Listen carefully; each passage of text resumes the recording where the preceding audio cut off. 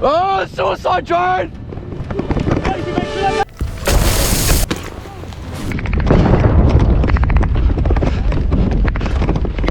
3 in the morning.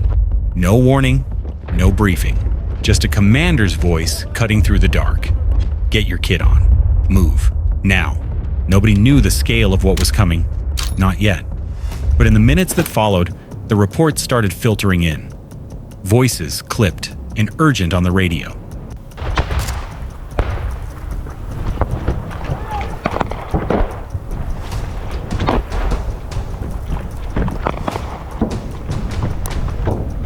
Numbers that didn't feel real. 30,000 Russian soldiers, tanks, armored carriers, helicopters, precision-guided aerial munitions. Every asset they had moving at once. This was the largest Russian offensive push since the Kherson campaign of 2022, and it was aimed directly at a battered cluster of concrete and rubble in eastern Ukraine called Pervomaysk, a town both sides had bled over for nearly a year. A small reconnaissance unit from the 59th Brigade was handed its orders. Go in, clear the trenches, hold the line. If you're watching this for the first time, welcome. Hit that like button, share this with someone who follows real military history, and subscribe so you never miss a story like this. Now let's get back to it. Клен попередьте, що гості будуть. Щоб зустріли, показали напрямок липи.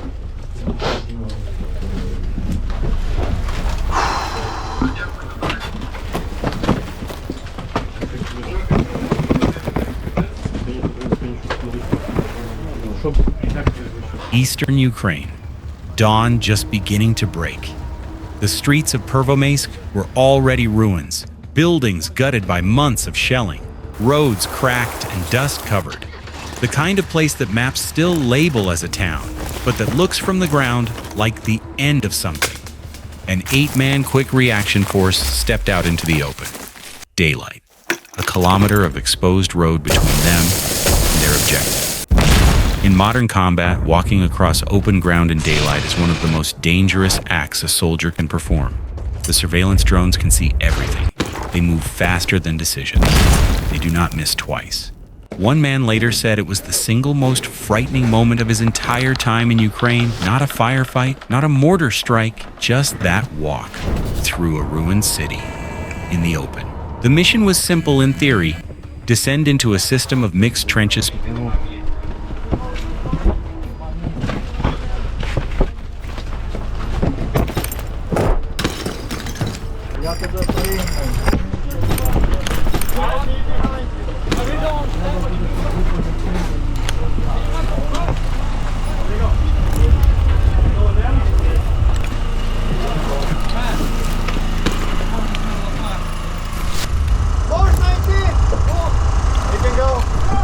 Let's go, boys.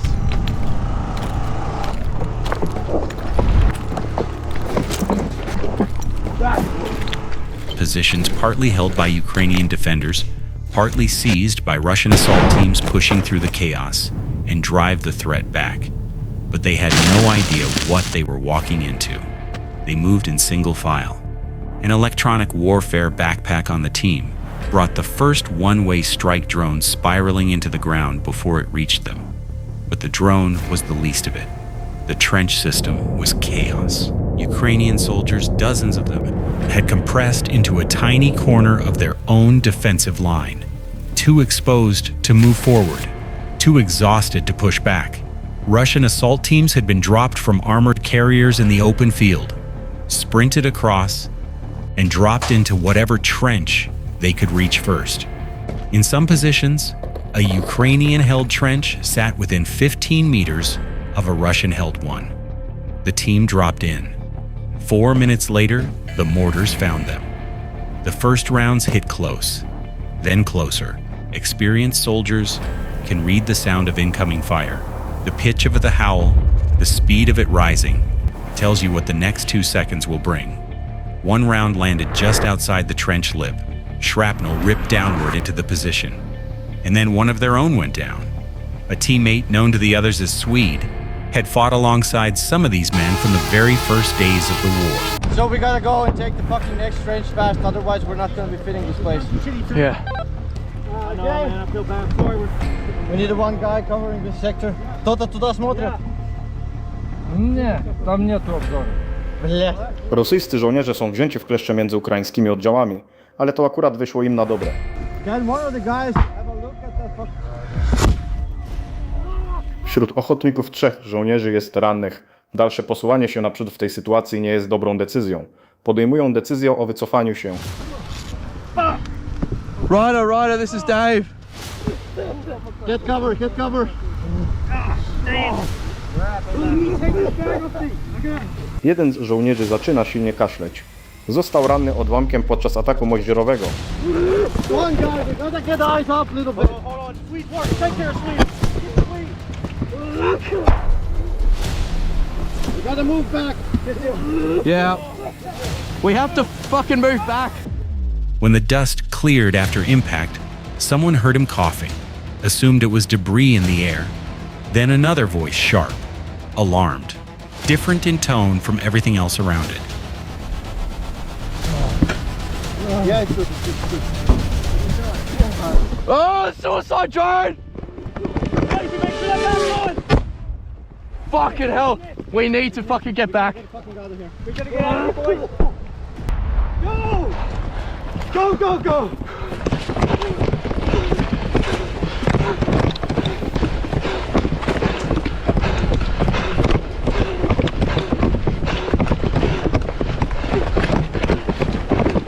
Drugi! Get inside, get inside! Get in, Governor! He's coughing blood. The order went out. Pull back. But pulling back in a contested trench system, under continuous mortar fire, with one-way strike drones tracking every step, was never going to be simple. Swede walked it first. Then he fell, got up, walked again, then fell a second time, and this time his hands didn't come out to catch himself. A reflex gone. And still the team had to move, across open ground laced with anti-vehicle mines, through aerial surveillance, with rounds impacting 10 meters away, 5 meters. Then a tank round hit the building they were withdrawing to. They set him down. They sprinted back. They waited. Then they went out again. When they found him the second time, They're not moving, I can see Endok. I'm gonna have to go back out there. Yep. Go. They must be injured, fuck's sake.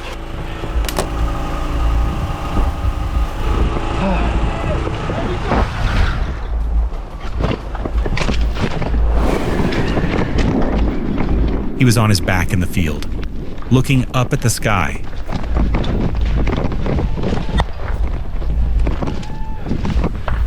Come on!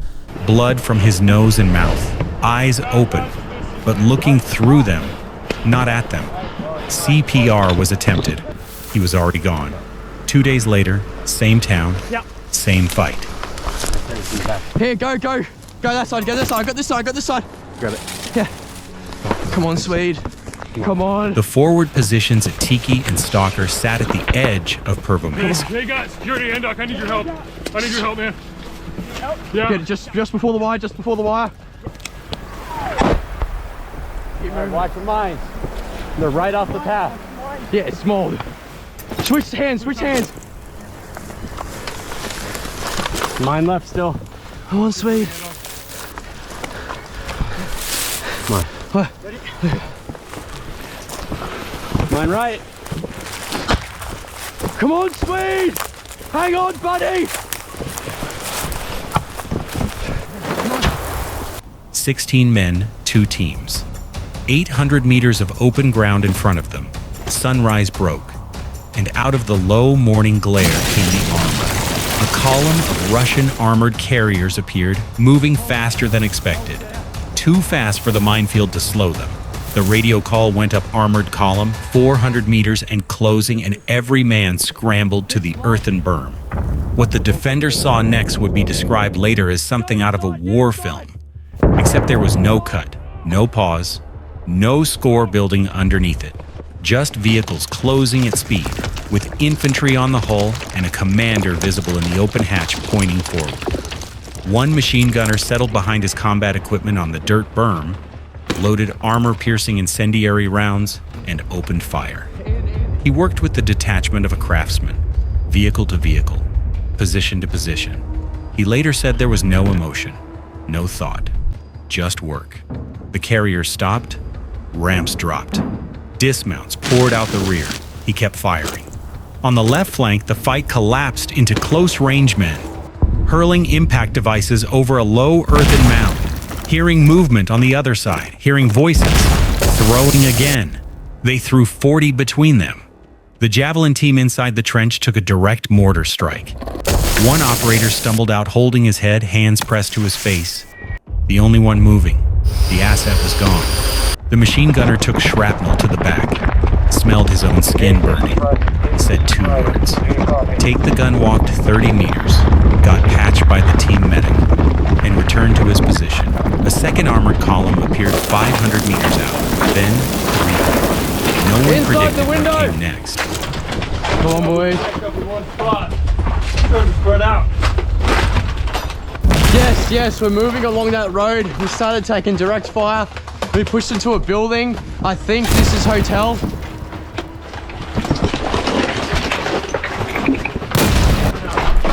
Spread out. The team's ammunition began to give out. Hand-thrown impact devices were stripped from every kit and passed up the line.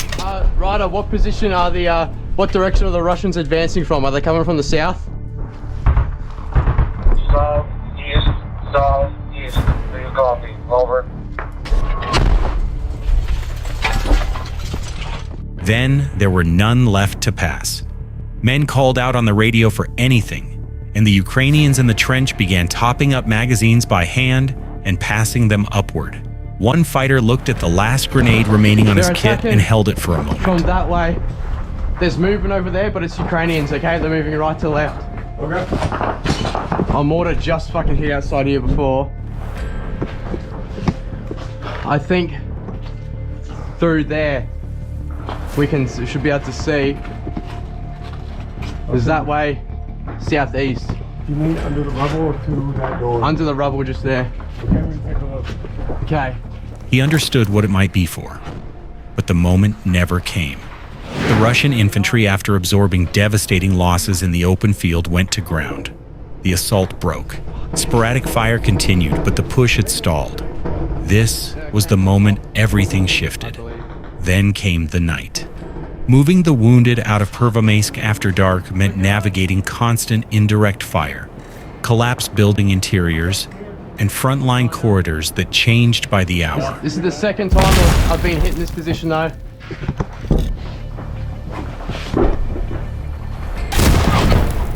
Third time. Ryder, this is Jay, over. There were no stretchers. One team found a wheelbarrow in the rubble. They used it, position to position, man to man. One casualty with 17 separate shrapnel wounds across his body. Another both legs torn apart by 2 FPV strikes and a mortar, loaded onto a litter, and at one point lifted over a collapsed wall by force because there was no other way through. A soldier missing his forearm conscious, who did not scream until the tourniquet tightened.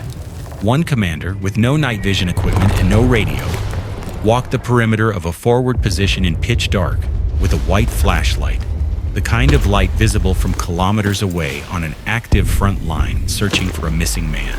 The missing man was already safe, with Ukrainian medics a kilometer to the rear.